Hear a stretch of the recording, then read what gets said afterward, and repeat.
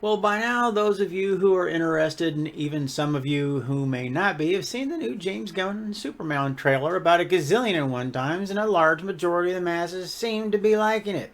And I gotta admit that I think that it was, well, okay. It didn't get me all emotional and weepy-eyed, mind you, as many Gunnonites have claimed that they did. So no, I didn't shed any tears, but as I said, I thought it was okay. Far better than I thought that it would be anyways. It's a James Gunn film after all. One that seems to be following the same old James Gunn formula, and that's okay, mind you, if y'all like that sort of thing. Now, some of the trailer highlights were, and in no particular order, a friendly banter between Lois and Clark, with Lois questioning him just why in the hell he thinks he's allowed to be all super and shit. Clark, aka Superman, and little Jimmy Olsen doing what looks to be the Pee Wee Herman dance. Lord.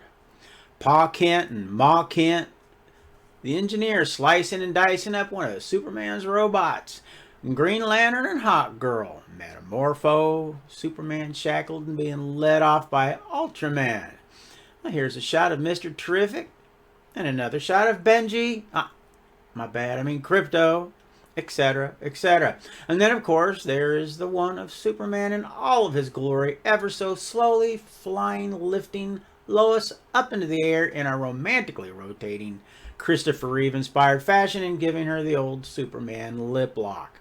And so, I find myself wondering, now that the river of James Gunn Superman fanboy wet dreams is steadily flowing, and it seems like the new DCU is finally on its obviously inspired by the Guardians of the Galaxy way, I find myself thinking, what about Zack? I wonder what he thinks about all of Gunzilla's regurgitated, kinda sorta new version of the Superman tale. I wonder what he thought of said trailer and of all the Gunnapalooza type hype that came along with it. You know, the mini trailers, the big flashing screens over Times Square that no one seemed to be looking at, advertising little Jimmy's new and improved Superman. I wonder if he was inspired to run out and buy some, dog biscuits for his pooch. I wonder if he watched the trailer thinking of all the shoulda, woulda, coulda beens, all the while thinking to himself, if I only had just one more chance, I'd show them all. Well, I highly doubt it. Even if all the Gun Baby fanboy Snyder haters want him to be crying in his soup, I highly doubt that he's given it much thought at all, really. It seems to me like old Zack's a busy dude these days with projects of his own that he's got cooking. But I guess you never know. Maybe he is hoping for another crack at the title one day. God only knows his legions of fans wish that it would happen. They say anything can and does happen in Hollywood these days, so who knows?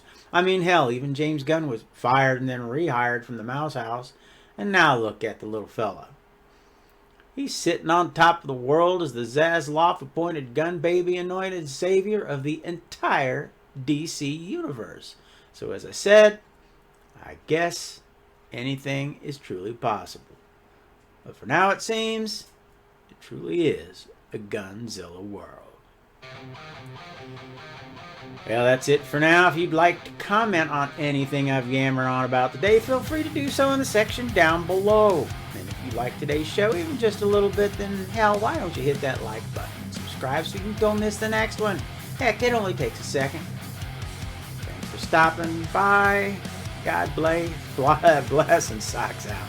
Oh, Lord.